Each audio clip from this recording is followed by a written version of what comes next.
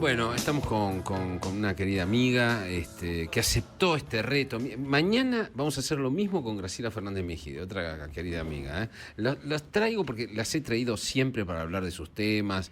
Militan de manera espectacular. Lo mismo que Daniel Sapsay, que vino la semana pasada. Lo conoce, nuestros oyentes la conocen. Son fans de todas estas personas porque son personas extraordinarias que ayudan a la democracia. Y bueno, pero yo las quiero mostrar, quiero que me ayuden a mostrarlas en otra dimensión, ¿no? Todos tenemos otras dimensiones que no son solamente las públicas, ¿no? Y me estoy refiriendo en este caso a la filósofa argentina Diana Cohen-Agres, que está con nosotros. ¿Cómo andás, Diana? ¿Bien? Bueno, gracias, Jorge, gracias por tantos elogios no merecidos. No, muy merecido, muy merecido. Bueno, Diana, vamos por el principio. Yo no sé nada de tu vida. A pesar que nos conocemos hace muchos años, no conozco, por ejemplo, cómo eran tus viejos y de dónde eran tus viejos. ¿De dónde eran? Bueno, mis padres eran argentinos, Sí. pero eran los dos hijos de inmigrantes. Mis 4 abuelos vinieron de Siria. ¿De Siria los 4? Sí, Wow. sí. 2 de Alepo y 2 de Damasco. Wow. Y mi abuelo, se crió, nunca conoció a su padre y se crió en un templo. Y claro, entonces él sabía de memoria todos los rezos, entonces era como que vivía. Yo tengo la imagen de mi abuelo como alguien que estaba todo el tiempo leyendo, todo el tiempo inclinado sobre un libro, porque efectivamente después fue rabino de la comunidad, en la cual yo me crié en el barrio de Flores.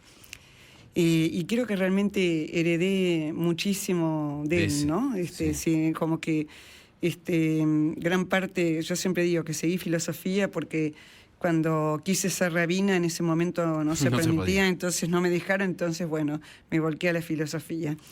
Pero para mí dejó una huella indeleble.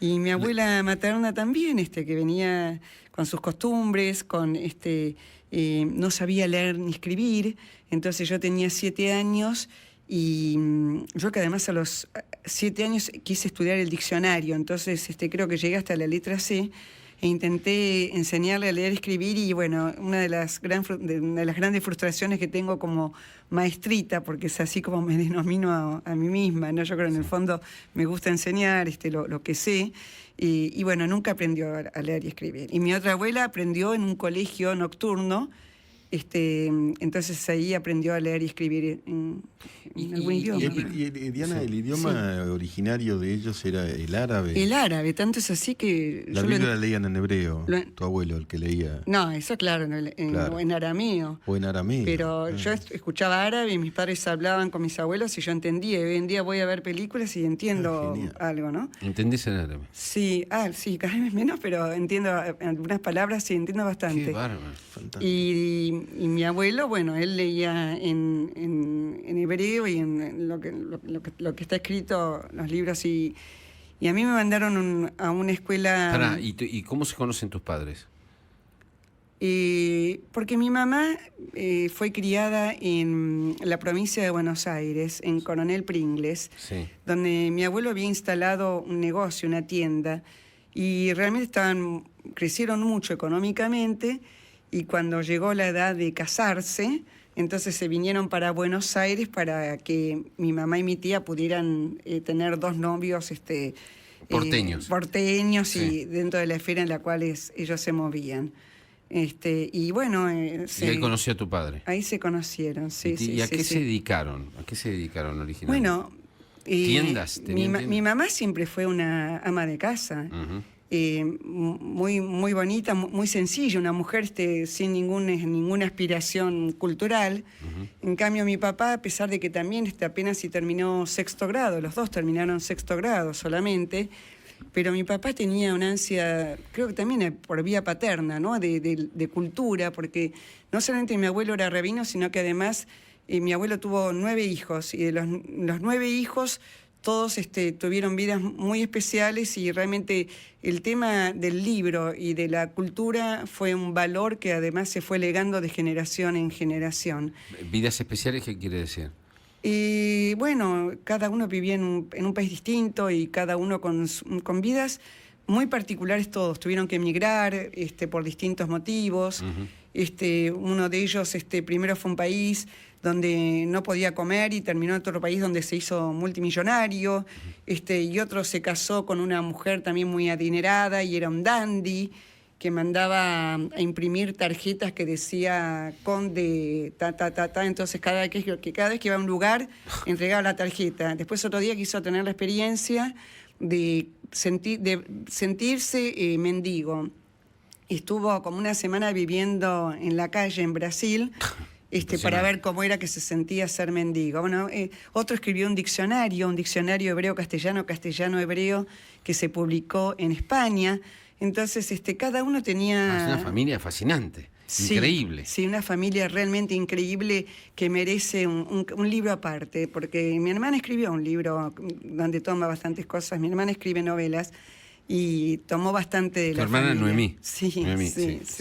¿Tenés una sola hermana? No la Diana? conozco a Noemí yo, no la vi nunca. Tengo una hermana y un hermano. Sí. Y mi hermano vive en Uruguay hace muchos años. No, pero esa historia de esa familia es fascinante, Sí, es novelesca. Realmente es una historia fascinante. Además lo que contás de tu abuelo, sí. ¿no? Como cuando uno bucea en las familias, en los intereses de los abuelos, de los ancestros, encontrás raíces con tus propias cosas, ¿no? Es como una información que navega de generación en generación, a veces sin conocerla, ¿no? Sí, además porque uno proyecta cosas en los otros, supone, ¿no? Yo realmente nací con el pelo blanco prácticamente, y en la familia somos unos cuantos rubios de ojos muy claros.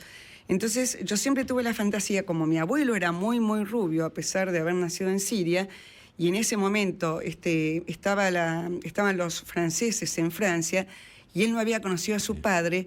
Entonces siempre tuve la fantasía de que quizás el padre era un legionario francés, que él desconocido. Y yo traté de imponer esa historia, pero no hubo caso. Mis tías me dijeron que no había sido así, lamentablemente, porque me habría encantado ser bisnieta de un legionario francés, ¿no? Estamos hablando con Diana Conegrés, que elige la primera canción, que supongo que es una canción de infancia, pero de todos los tiempos, que es Manuelita. Es de todos los tiempos. Porque Manuelita es la figura por excelencia de aquel que tiene proyectos y que, bueno, porque la vida es eso, ¿no? Es pensar proyectos que después, muchos de ellos no se cumplen, pero uno tiene que seguir andando, ¿no? Tiene que volver, y porque sabe que los verdaderos valores siguen estando, que son los afectos y los amores de uno.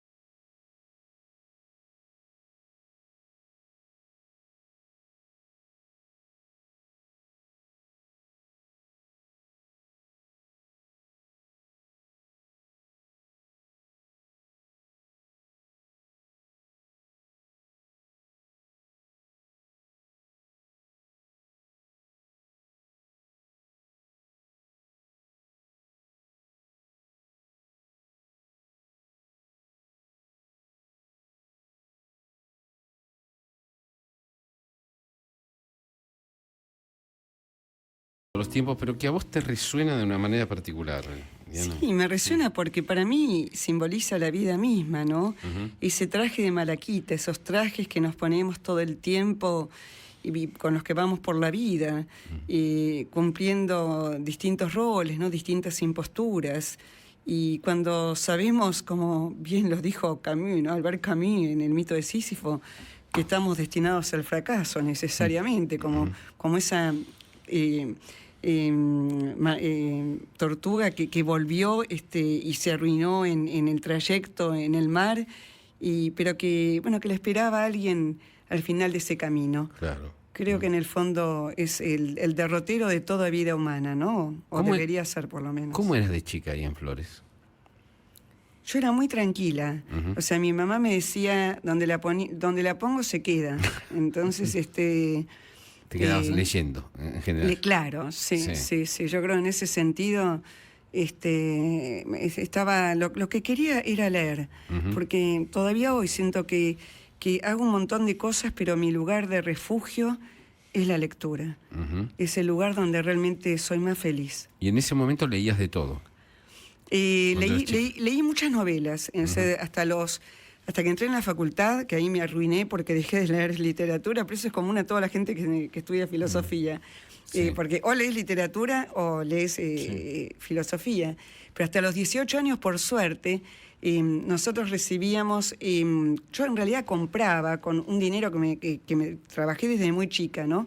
Entonces yo ahorraba para poder comprarme una colección, que fue la colección del Centro Editor de América Latina. Claro, una colección extraordinaria. Ay, sí, donde venía una especie de cuadernillo en un formato donde hablaba sobre el libro, y después el libro, que era muy económico, ¿no? Por eso realmente estaba a un precio absolutamente accesible. Y realmente yo me devoré ahí todos los clásicos de la literatura francesa, alemana, todo lo que era lo que publicaba el Centro Editor. Entonces agradezco que pude leer en ese momento a los rusos, que me encantan. O sea, vos leíste básicamente la literatura durante tu adolescencia. Sí. Y primera juventud. Y la infancia, porque además yo iba a comer y me llevaba el libro, entonces leía, suponer, Crimen y Castigo, lo leí en 2 días y 2 noches. Pero a la vez iba a comer y se enojaban conmigo porque yo tenía el libro al costado y mientras comía lo seguía leyendo. Una voracidad por la literatura. Sí, una voracidad por leer, y desde los 11 años también que escribí, ¿no? Porque desde muy chica empecé a escribir. ¿Y qué escribías? Cuentos. Porque soy una enamorada de la palabra. Realmente para mí la palabra es un vehículo maravilloso. No me interesa tanto la imagen. Por ejemplo, toda la gente que se la pasa sacando fotos o que se manda fotos, y a mí realmente creo que me falta sensibilidad para la imagen. Yo hasta eso lo llego a relacionar con mi abuelo, porque vos sabés que en la religión judía no hay imágenes. Claro. Entonces, ¿cómo puede ser que a mí me encante la música, me encanta la literatura y no te digo un desprecio, pero no tengo sensibilidad para las imágenes? Y creo que también hay algo de esa ausencia de íconos que hay en la religión judía, que también lo recibí como legado. Diana, ¿por qué elegiste a Bach como segunda canción? Porque, sobre todo cuando lo conocí a Gustavo, mi marido de siempre, que en este momento me acompaña, escuchábamos todo el tiempo música clásica. Me gusta mucho la música renacentista, la música medieval. ¿Eso en qué año fue? Cuando tenía entre los 20, los 30, los 30 y pico. Y es la música que todavía me gusta mucho. Realmente me parece bellísima. Las cantigas, la música española antigua. ¿Ustedes se acuerdan del Pro Música de Rosario? Sí. Bueno, yo empecé a estudiar guitarra y le cantaba a los chicos, las canciones de María Elena Walsh y también las canciones del Pro Música de Rosario. Realmente o sea que sos afinada también. Sí, lo que pasa es que no tengo voz, lamentablemente. No aguantás. Claro, lamentablemente es una pena, porque si hay una cosa que me hubiera gustado ser, siempre mi sueño es haber sido cantante de ópera. ¿Ese es tu sueño? Sí. ¿Hubieras querido ser cantante? Me parece fascinante. Vamos a escuchar Clave Bien Temperado un ratito, un pedacito nomás de Bach. Dale.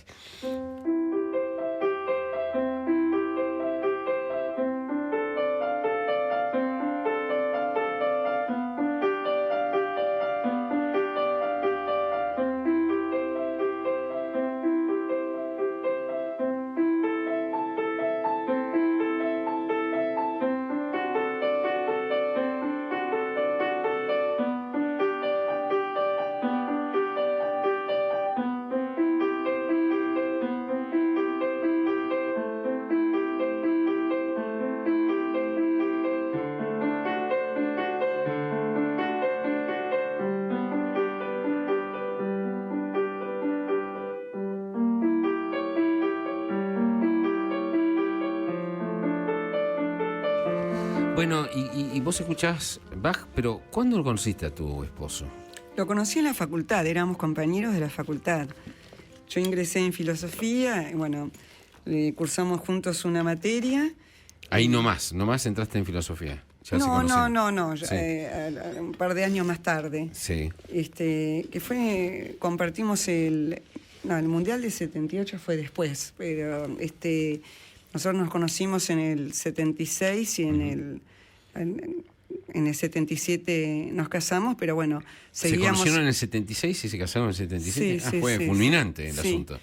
Y bueno, preparábamos las materias juntas, cursábamos algunas materias con compañeros, entonces en realidad nos conocimos como estudiantes y fue una suerte, porque realmente conocer a alguien que tan afina a vos conlleva un montón de otras afinidades, ¿no? Porque no cualquiera le gusta la filosofía, qué sé yo, no me imagino tener como compañero de vida a un contador o a un ingeniero, con todo el respeto que me merecen, ¿no? Pero creo que por afinidad.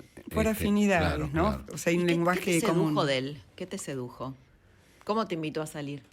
La verdad que no me acuerdo mucho, pero yo dije que... Yo les comenté que no me gusta mucho mirar el pasado. Antes de empezar esta charla, digo, a mí me olvido muchas cosas, lamentablemente. Sí. A veces las chicas me preguntan cosas y, por ejemplo, a mis hijos y hay cosas que me cuesta recordar.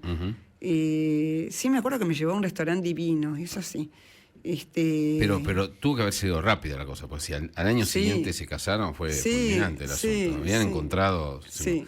Ahora, ¿él siguió estudiando con vos en filosofía? Sí, siguió estudiando. O se hicieron la carrera juntos, casados y juntos. Sí, un tiempo.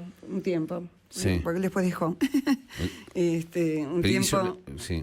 Él dejó la carrera. Después dejó la carrera, sí. Pero siempre se siguió interesando por la filosofía. Sí.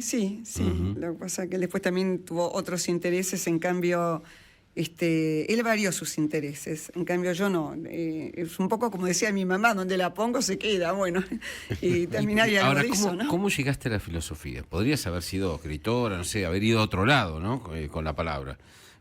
¿Por qué? ¿Por qué te chocaste con la filosofía? Porque en realidad la religión es una vertiente o un camino alternativo a la filosofía, ¿no es así? Y cuando yo tenía 8, 10, 12 años, realmente estaba, me había acercado muchísimo a la religión, a pesar de que no me gustaba lo dogmático, rechazaba la cosa dogmática y ritualista que tenía la religión. Entonces una noche yo ya me había alejado ya bastante de la religión. Una noche estaba mirando las estrellas con una prima que me llevaba un par de años, hablando de la infinitud. Y digo, ¿cómo se llama esto? Yo quiero dedicarme a esto. Bueno, esto se llama filosofía. Claro. Y efectivamente... Mirar el cielo es una gran actividad filosófica. El origen de la filosofía, la cosmología, ¿no? es la primera filosofía. Así ¿Viste? es. Cuando los presocráticos miran el cielo y se preguntan precisamente acerca de cuál es el principio del mundo. Así Entonces es. yo repetí el esquema presocrático de Anaxímenes. ¿Nunca dejaste de creer en Dios? Yo dejé de creer en Dios. ¿Vos dejaste de creer en Dios? Sí, yo dejé de creer en Estudiando Dios. filosofía. Sí, O sea, la y también filosofía antes. te aleja. La filosofía aleja de por lo menos a mí, no tampoco se puede generalizar. A vos te alejó de Dios la filosofía. Sí, porque creo que la respuesta es No racional. de la cultura judía, que forma parte de tu vida, ¿no? Sí, relativamente. Tampoco, no es que no soy ritualista. Sí. Me identifico identitariamente, ¿no? Con el judaísmo, a pesar de que no celebro ni hago cosas. Quizás cuando vivían mis padres todavía... ¿Tus padres sí que eran creyentes, o no? Sí, pero tampoco fueron religiosos, Tampoco. No eran gente religiosa, pero por lo menos eran costumbristas. O sea, se festejaban las principales celebraciones del año, Año Nuevo, Pascuas.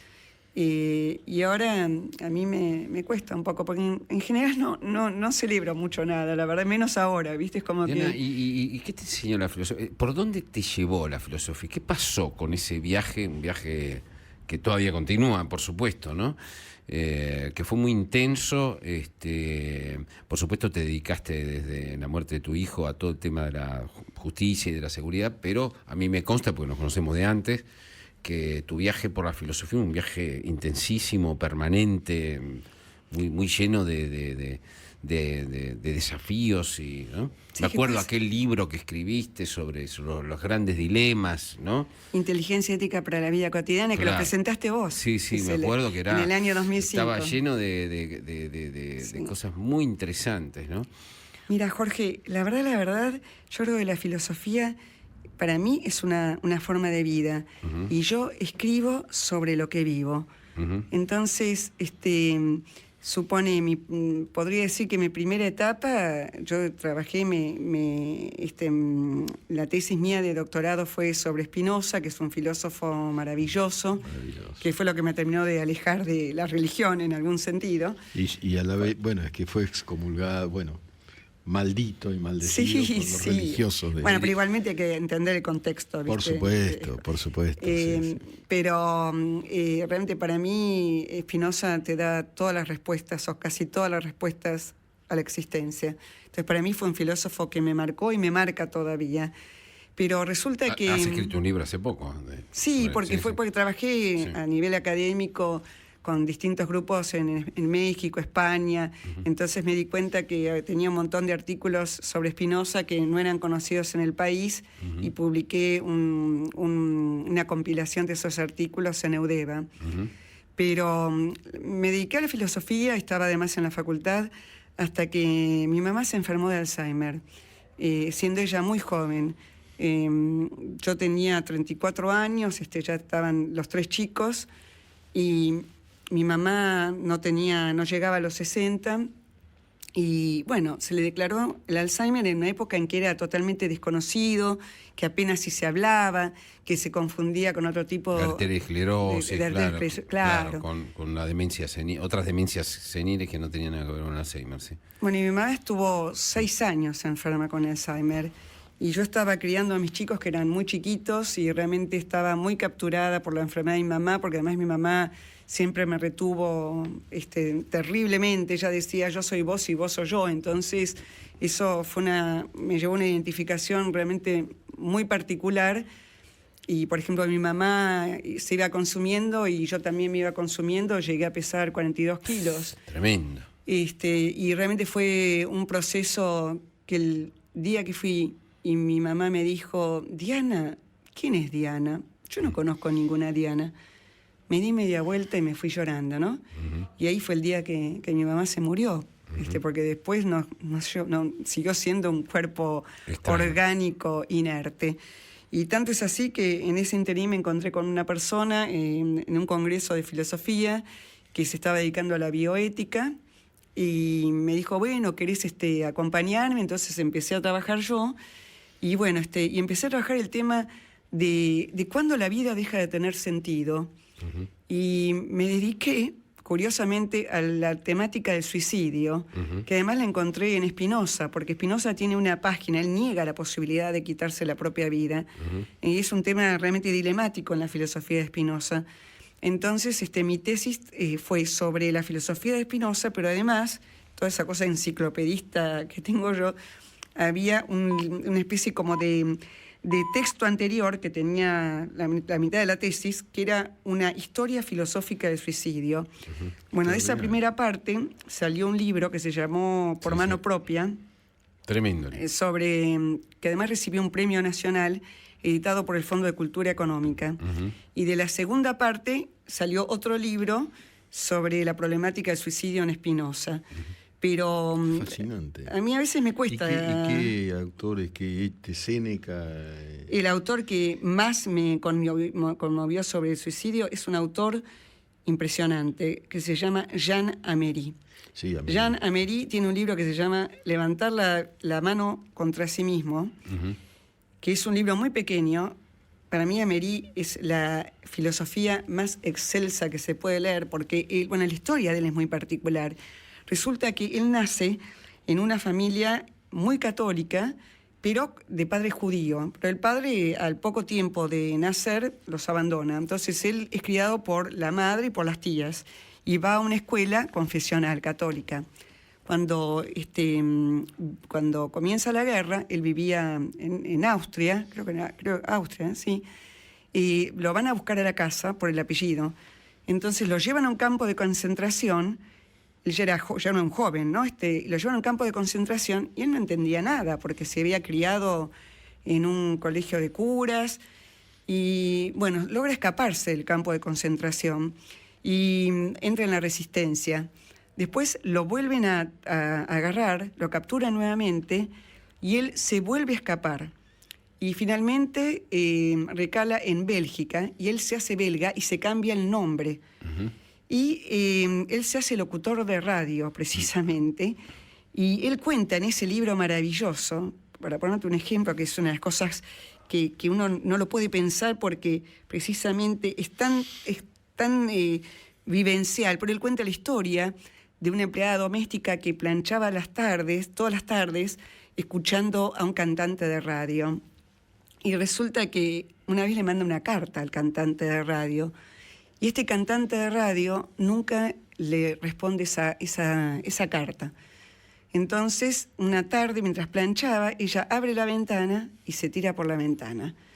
Entonces dice a Mary, nunca fue tanto ella misma como en ese instante. Entonces, bueno, todo el texto de Améry tiene otro sobre la vejez, incluso yo escribí un trabajo en su momento para ADN que vos lo publicaste, sí, ¿te acordás? Sí, la vejez.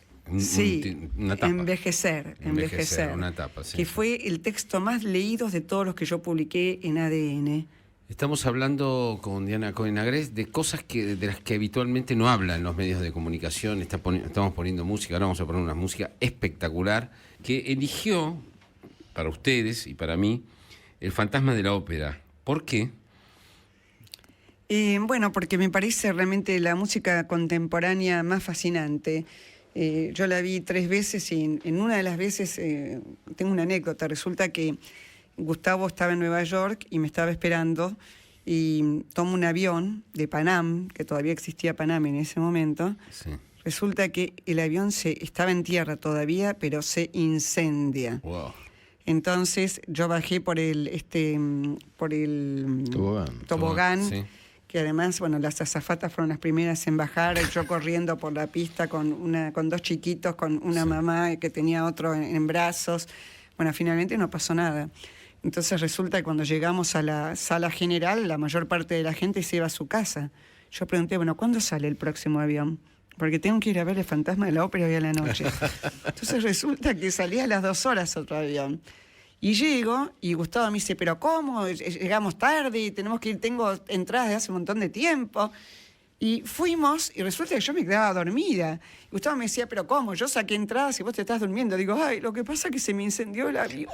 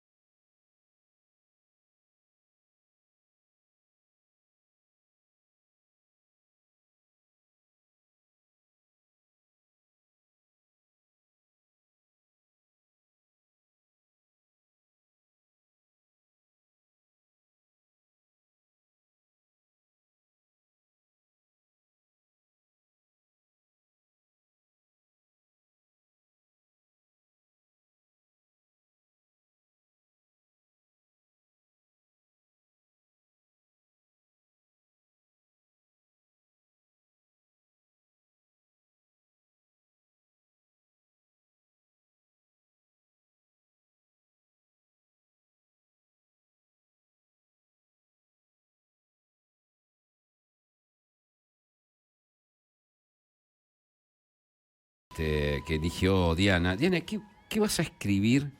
¿Cuál es tu próximo libro? Estoy por entregar a Random House Mondadori Sí. la última versión de ¿Qué piensan los que no piensan como yo? Ujú. Que trae temas realmente apasionantes. A mí me llama la atención, ¿no? Porque realmente vivo en una cultura que en general mira al pasado. Ujú. Y a mí me gusta mirar el futuro. Yo creo que nosotros vivimos en una época fascinante. ¿Por qué fascinante?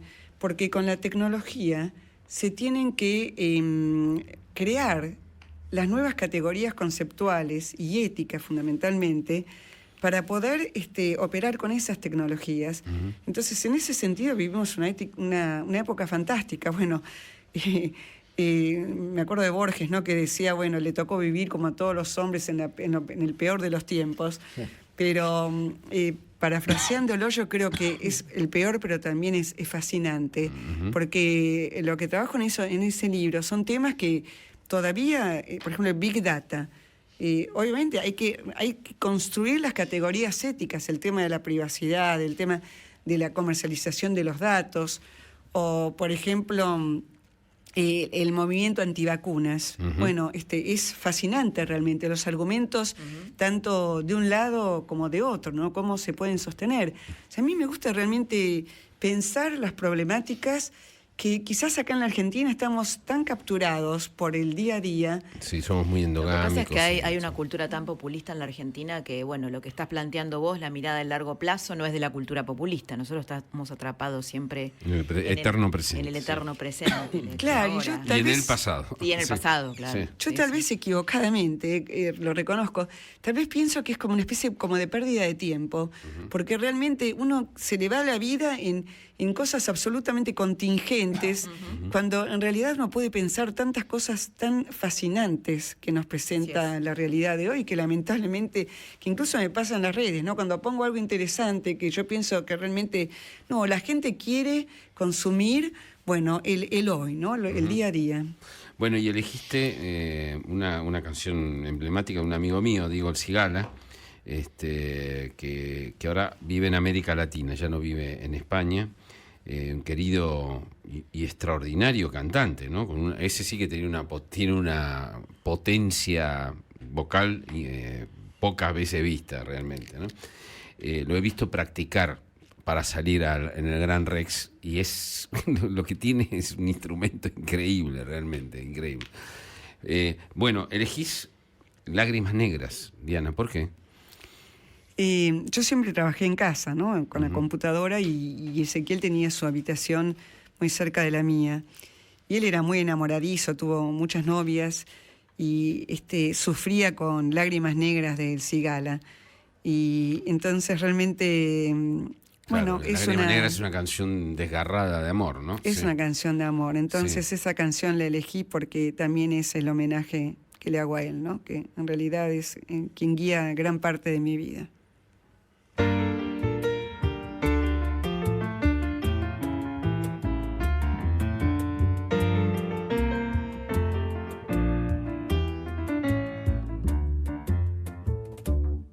Y aunque tú me has deseado en el abandono, y aunque tú has muerto mis ilusiones,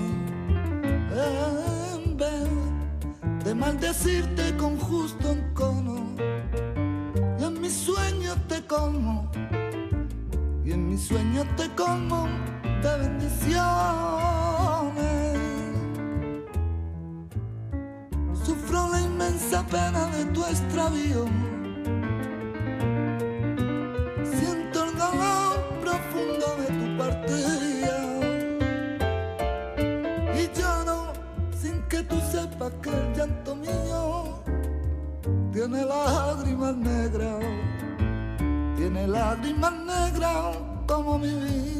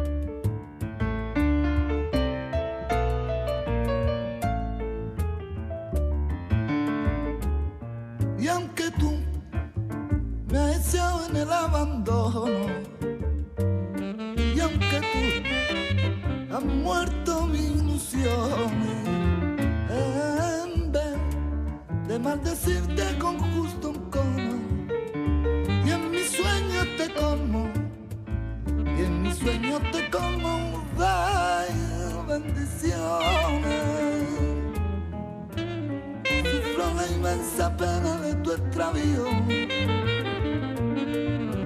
Siento el dolor profundo de tu partida y yo lloro sin que tú sepas que el llanto mío tiene lágrimas negras, tiene lágrimas negras como mi vida.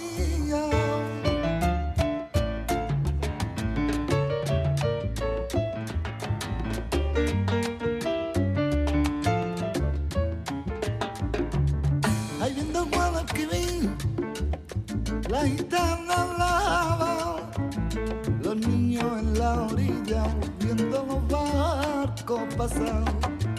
Agua del limonero, agua del limonero, si te acaricio la cara tienes que darme un beso.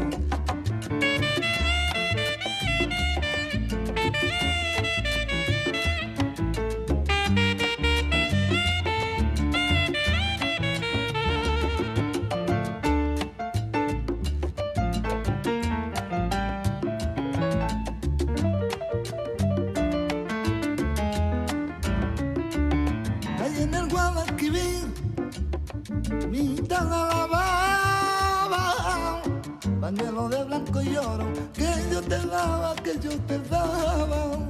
Agua del limonero, agua del limonero.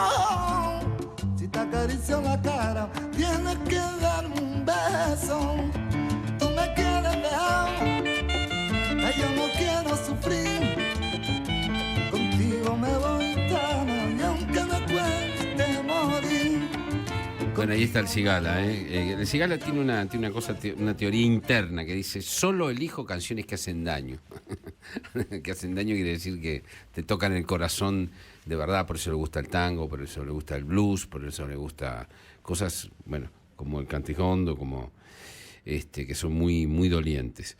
La filosofía los ayudó en las dramáticas circunstancias de su vida. Sí, absolutamente. ¿Ayuda la filosofía a sobrevivir a los...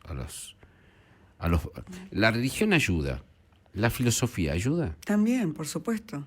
Uh-huh. Porque en el caso de Spinoza, que es mi maestro, él realmente cree que, bueno, que es un determinista, ¿no? En realidad cree que, sí, que hay una serie de determinaciones que están más allá de los poderes de uno. Entonces, realmente cuando me pasó lo que me pasó, yo dije, bueno, hay cosas que aparte se lo digo a todas las madres que me vienen a ver, ¿viste? Que lamentablemente son muchas. Le digo, hay cosas que se pueden elegir y hay otras cosas que no se pueden elegir. Y cuando nos acontece aquello que no elegimos, lo que tenemos que hacer es precisamente poder elegir a partir de lo que no elegimos. Uh-huh. Entonces, Spinoza te diría que de esa manera vos transformás una emoción pasiva en una emoción activa, porque vos te apropiás de una vivencia que te destruye y la transformás para que esté al servicio de tu propia fuerza de vivir. Uh-huh. Es decir, la filosofía cura en el sentido, te ayuda, es analgésica, te ayuda en ese sentido. Es que la vida es una lucha. Uh-huh. La vida es una lucha constante. Uh-huh. Yo siempre digo, a mí me pasaron muchas cosas. Uh-huh. Una madre con Alzheimer, se me incendió un avión mientras estaba adentro, sí, me mataron un hijo, uh-huh, entre otras tantas cosas, ¿no? Realmente mi vida no fue nada fácil, pero creo que uno tiene que darle un sentido a cada cosa que a uno le pasa en la vida, y la filosofía es una manera de precisamente dotar de sentido, sobre todo cuando vos haces la filosofía te permite ayudar al otro, porque yo creo que uno puede sobrevivir a partir de la otredad, a partir de poder trabajar para el otro. Si uno se encierra, terminás en la cama deprimido, uh-huh, o tomando pastillas, uh-huh, o te matás, porque la verdad que a nosotros nos pasa una cosa muy especial. Nosotros tenemos un chat con mamás y juezas en la oficina de justicia, y resulta que cuando tenemos que hablar a una mamá nos cuesta mucho. Entonces el otro día a mí se me ocurre decir, que cuando, le digo, no, lo que pasa es que cuando yo hablo con una mamá, le digo, me quedo sin voz, cosa que es verdad porque cuando murió Ezequiel yo no podía hablar. Es lo que te decía antes, ¿no? Como que la voz es mi síntoma, ¿no? Me habría encantado ser cantante de ópera, pero no puedo, porque es ahí donde... Y otra mamá dice, no, dice, yo cuando hablo con otra mamá me pongo a llorar con ella. Entonces cada una fue contando lo que le pasaba cuando hablaba con otra mamá. Entonces una jueza nos dice, chicas, ustedes tienen que hacer un enorme esfuerzo y hablar, porque cuando una mamá que acaba de perder un hijo escucha la voz de otra mamá que hace un tiempo que lo perdió, sabe que se puede sobrevivir, sabe que se puede seguir viviendo. Impresionante. Yo siempre voy a olvidar, nunca voy a olvidar, siempre voy a recordar que después de la muerte de tu hijo, yo presenté en la Feria del Libro Las mujeres más solas del mundo, ¿no? La presentaron Caparrós y creo que Guillermo Martínez y Héctor D'Amico. Y vos estabas en primera fila. Siempre te voy a agradecer ese gesto inolvidable para mí. Bueno, vos estuviste en el año 2005 cuando yo no era nadie y me presentaste mi libro generosamente y yo recuerdo a la gente que me da una mano. Nos vamos a ir, te agradezco muchísimo este momento extraordinario de música, de recuerdos y de reflexión. Nos vamos a ir con Chan Chan de Buenavista Social Club. ¿Por qué? También, porque Ezequiel me lo hizo conocer. Me pareció bellísimo, le pregunté, ¿y eso? Ay, mamá, ¿cómo no los conoces? Entonces, bueno, para aquellos que lo conocen, los vamos a disfrutar.